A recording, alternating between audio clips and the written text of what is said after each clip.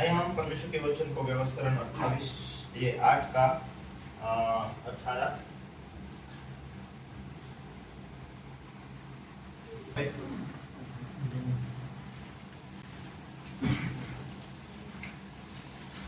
और 15 से पढ़ते हैं। हाँ, और उस बड़े और भयानक जंगल में से ले आया है जहाँ तेज विषवाले सर्प और बिच्छू है और जल रही सूखे देश में उसने तेरे लिए चकमक के चट्टान से जल निकाला। Hallelujah, hallelujah. परमेश्वर हमेशा धर्मी लोगों को साथ रहता है और परमेश्वर ने धर्मी लोगों से वायदा किया है। अब्राहम से परमेश्वर ने वायदा किया था कि मैं तेरे द्वारा आने वाली पीढ़ी को मैं आत्मिक आशीषें दूंगा। हालेलुया। तो आशीष यहोवा की ओर से मिलती। हालेलुया। परमेश्वर ही आशीष देता। और जब परमेश्वर इन लोगों को, इस्राएल लोगों को मिस्र की ओर से लेकर आ रहा था, हालेलुया, कठिन कठिन परिस्थितियों से लेकर आए, फिर परमेश्वर ने जो वाचा उनके लिए दिया, फिर परमेश्वर ने कहा अपने परमेश्वर को कभी ना भूलना। मैं जो तेरे जीवन में बीते काल को तू याद करना, कैसी परिस्थितियों से मैं तुझे बाहर निकाल कर लेकर आया, परमेश्वर के नाम की महिमा के लिए तू कभी ना भूलना। हालेलुया। जंगल में सांप थे, जहरीला जानवर थे, ऐसी परिस्थितियों में मैं तुझे छुड़ा कर लेकर आया, इसलिए परमेश्वर को कभी, हालेलुया, परमेश्वर ने उन्हें, यदि आप मेरे ही सामर्थ्य और मेरे ही भुजबल से मुझे प्राप्त हुए, परंतु तो अपने परमेश्वर यहोवा का स्मरण रखना, यहोवा को याद रखना। कहीं ऐसा ना हो कि तुझे सम्मति प्राप्त, क्या है, संपत्ति, परंतु तो अपने परमेश्वर यहोवा को स्मरण रखना, क्योंकि वही है जो तुझे संपत्ति प्राप्त करने की सामर्थ्य इसलिए देता है कि जो वाचा उसने तेरे पूर्वजों से शपथ खाकर बांधी थी कि उसको पूरा करे, जैसा आज प्रकट है। हालेलुया। परमेश्वर ने वाचा बांधी है, इसलिए हमें कभी नहीं भूलना है। परमेश्वर धर्मी लोगों को आशीष देने के लिए क्या किया है, वाचा बांधी है।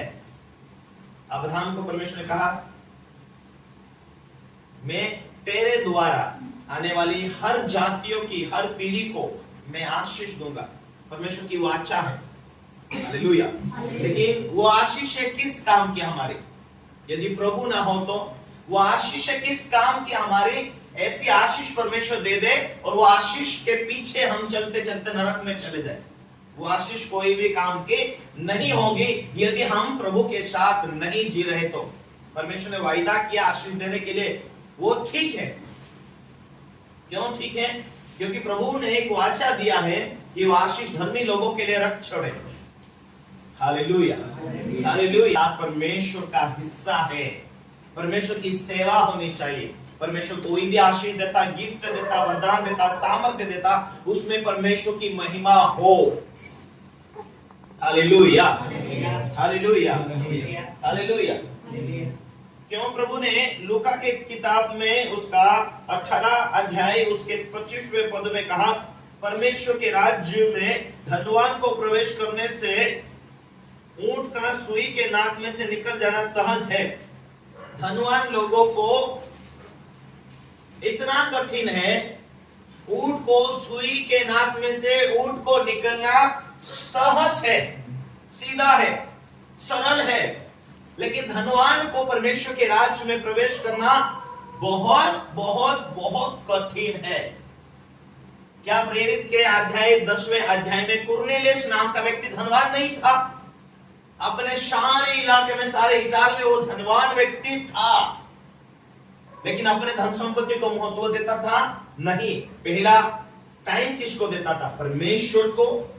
परमेश्वर की उपस्थिति में बैठता था घुटने पर, प्रभु क्या तू चाहता है, मैं कहां जाऊं, कहां ना जाऊं। यदि उस धनवान व्यक्ति को देखे जाए तो कुरनेलियुस 3 टाइम प्रार्थना में बैठने वाला था, सुबह, दोपहर, शाम में। यदि प्रभु तू मेरी जिंदगी में ना आए तो तेरी दी हुई आशीष मुझे नरक ले जा सकती है। मेरे प्रियो, क्या आज हम परमेश्वर को दिया है, परमेश्वर ने जो दिया है धन्यवाद करते हैं कि हम लेते जाते, क्या बुद्धि से कमाते जाते, लेकिन क्या हम परमेश्वर की उपस्थिति में बैठते प्रार्थना करते? क्योंकि प्रभु का प्रभु हमारे साथ नहीं है, फिलहाल में परमेश्वर हमारे साथ नहीं चल रहा, तो शायद शैतान हमें आशीष के पीछे हम जा रहे दौड़ते जा रहे। एक वीडियो आपने देखा होगा शायद, एक थैली बांध दिया जाता है, वो दौड़ता है, इंसान एक दिन गड्ढे में चले जाता है। Hallelujah, hallelujah.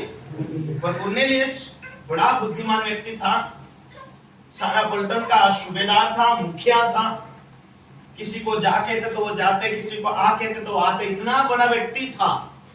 लेकिन उस इलाके में जो यहूदी घराने के लोग थे वो धर्मी थे और परमेश्वर का डर मानने वाले थे।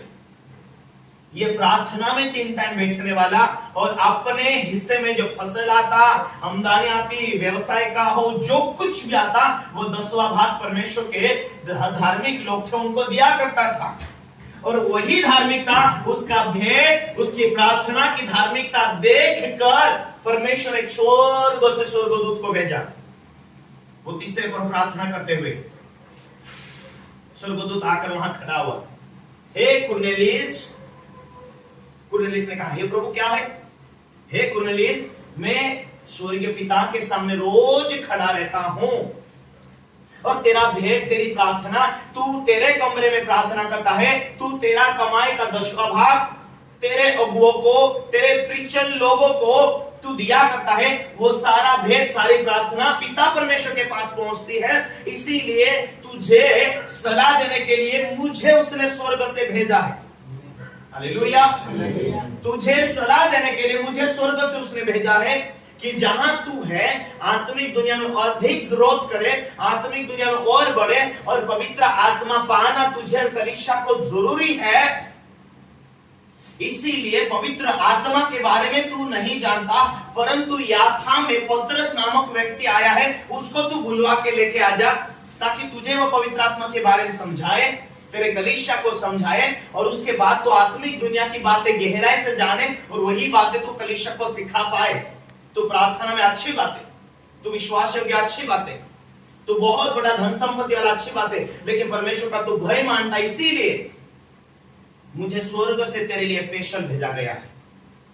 Hallelujah, hallelujah.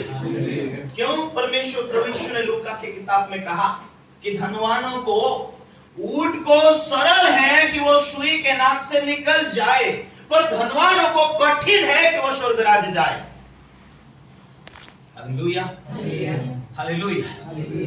एक किसी व्यक्ति के पास एक मेहमान आया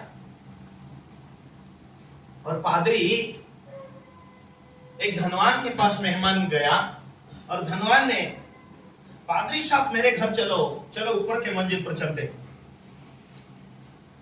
1 मंजिल, 2 मंजिल, 3 मंजिल, 4 मंजिल पहुंचे पादरी साहब ने। और पादरी साहब को धनवान ने बोला, पास्टर जी ये जमीन है, वो पूरा जमीन अपन ने लिया है, आगे का जमीन वहां से यहां तक अपन ने लिया है, वहां प्लाट बनाना चालू है घर के लिए, अभी इतना दूर से दिख रहे हैं, वो टोटल अपने बड़े बड़े रूम बनाए हैं, भाड़े से दिया है, अभी ये वाली जमीन को और लेना है। पादरी साहब ने बोला, स्वामी माफ कीजिए सर जी, अभी ऊपर देखो। हालेलुया। उसने कहा ऊपर देखो, ऊपर क्या है? ये दुनिया का चीज हमें छोड़कर जाना है, लेकिन पिता के पास में, लेकिन उसके साथ तुम्हारा रिश्ता कैसा? उसके साथ तुम्हारा रिश्ता अच्छा नहीं ना। इस 70-80 साल में ये दुनिया के कोई चीज आपने बना लिया, वो मायने नहीं रखती। यदि तुम्हारी आत्मा नरक में चले जाए तो उसको तुम क्या देंगे? इसीलिए परमेश्वर के साथ तुम्हारा संबंध अच्छा है तो परमेश्वर आशीष भी देगा, वो आशीष भी तुम्हारे लाइफ काम में आएगी, जरूर आएगी। यदि तुम परमेश्वर के साथ रिश्ता अच्छा नहीं है तो दुनिया की कोई चीजें तुम्हें शांति देने वाली नहीं है, क्योंकि शैतान अक्सर लालच के अंदर बुद्धि बांधता है, वो प्रार्थना से दूर ले जाता है, वो परमेश्वर की संगति से दूर ले जाता है, और ऐसा ही जीवन रहेगा तो एक दिन वो शैतान बुद्धि बांधते बांधते बुद्धि बांध लिया जाएगा, तो तू तेरे भातारेपने में, तेरे बुढ़ापे में कोई काम का नहीं, क्योंकि तुझे आत्मिक चीजों की ओर तुझे बढ़ने नहीं देगी। शारीरिक जो इच्छाएं, शारीरिक आवश्यकताएं, शारीरिक जो लालसाएं हैं, तुझे परमेश्वर के अभिषिक्त लोगों से तुझे दूर ले जाएगी, आत्मिक बातों से तुझे दूर ले जाएगी, परमेश्वर के वचनों पर जीने और चलने से तुझे रोकेगी। अपनी बुद्धि, अपनी सफलता, अपनी आशीषित। हालेलुया।